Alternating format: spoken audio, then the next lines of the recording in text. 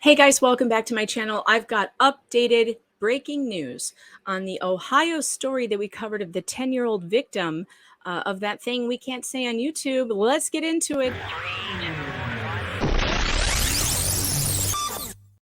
You guys remember when I went on Jesse Waters on Fox News and I looked like that girl from Dilbert with the triangle hair? Let's take a look at this. This is a story that I broke last year in July about the 10-year-old victim of the word we can't say on YouTube that was used as a pawn for the abortion lobby. And it was really a gross story. We've got some news. I have news today on Caitlin Bernard, the abortionist, but let's take a look at that appearance that I made on Jesse Waters for a minute. It also bothered me that Dr. Caitlin Bernard appears to be an abortion activist as well as an abortionist who never fails to talk to media when her abortion business is in danger of being restricted by legislators. So you're saying that the law on the books in Ohio isn't even about 6 weeks, it's about a heartbeat? Yeah, I couldn't find any law in Ohio that said there's a 6-week restriction. Correct me if I'm wrong, but every law I've looked into in Ohio is about a heartbeat. This story was full of lies from the very beginning. Let's get to the new information on Caitlin Bernard. I wrote an article. It's on PJ Media today. If you go to pjmedia.com, you click on columnists and my name, Megan Fox, you will find it. Here it is at the top. Indiana abortionist Caitlin Bernard disciplined for her role in outing 10-year-old R-word victim. Abortion activist and doctor Caitlin Bernard has been reprimanded by fine and letter by Indiana's Medical Licensing Board for violating HIPAA by discussing a 10-year-old patient who was sent to her from Ohio for an abortion last July. The story that Bernard shared while at an abortion march with an Indianapolis Star reporter was repeated around the world. The subsequent fallout from Bernard's loose lips was a media frenzy to identify the child and make sure the perpetrator was punished.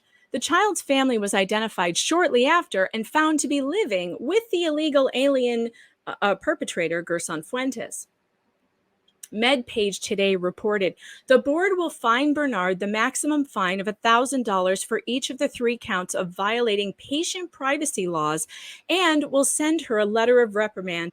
What came out in the hearing in front of the board is definitely new information, including that Bernard may even have a tattoo of a hanger that says "Trust Women" somewhere on her body. Oh, God, can you imagine? Bernard was widely criticized for being an activist and using a 10-year-old victim to push a pro-abortion narrative after the fall of Roe and Casey. Bernard's lawyer did not allow the tattoo question to be answered, so I guess we'll never know, but sounds like they have good information that she does. The state's attorney did an excellent job at the hearing, outing Bernard for her role in the debacle.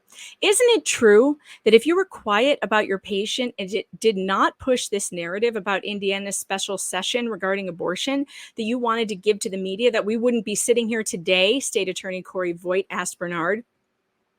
No, I don't think that's correct, she responded. I think that if the Attorney General Todd Rokita had not chosen to make this his political stunt, we wouldn't be here today. Bernard's excuse is farcical. Of course she wouldn't be in that hearing if she had never disclosed a confidential medical situation to reporters. None of it would have been known. Okay, you guys, and now the worst part. I was always concerned that Dr. Bernard knew that the child was being released back to her assailant, yet we could never prove it. And here in this trial transcript from the medical board, from the hearing, it came out. How did this girl get sent back to her home for 5 days? John Strobel, a doctor of the Indiana Medical Licensing Board, asked Bernard. She responded, I think the challenge is that realistically, there are many situations in which people live with their perpetrator long after the abuse occurred, Bernard said, noting that the decision belonged to the Department of Child Services. Excuse me, ma'am? Your excuse for sending her back with her assailant is that lots of people have to live with their abusers? We're talking about a 10-year-old child who came into your hospital pregnant. You knew that she was going back with her assailant. You said so in your hearing. And you were like, well, What can we do? Lots of people have to live with their assailant. No, ma'am. You're a medical doctor. You actually have the power to take custody of that child and not send her back to Ohio, where the social services is dropping the ball, not send her back to her assailant, and keep her safe in the hospital with you and the hospital staff until CPS and police get their crap in order. That's what should have happened. And I have nurse friends, I have sane nurses, I have people I know, RNs, who have told me this story makes no sense when it comes to the hospital, because their hospitals would never do such a thing. If a kid comes in pregnant, that kid stays in the hospital in the custody of the doctor, not the custody so that like they take custody of the kid. They don't go back with mom and dad who brought them in pregnant. So it's really good news that she's being reprimanded on a national stage. I realize it's only a $3,000 fine or whatever, and a strongly worded letter. But we will all remember for the rest of time that Caitlin Bernard was the activist, abortionist doctor who put her well-being and the well-being of her pet political project ahead of a 10-year-old patient. Poorly done, Caitlin. Poorly done. By the way, Gerson Fuentes is still awaiting trial. I am trying to cover that trial. And if it's on for August right now, but they keep on booting it, longer and longer. If I can get in, we will be covering that on my Rumble channel. Please sign up and subscribe to me on Rumble, and subscribe here on YouTube as well, because it helps the algorithm.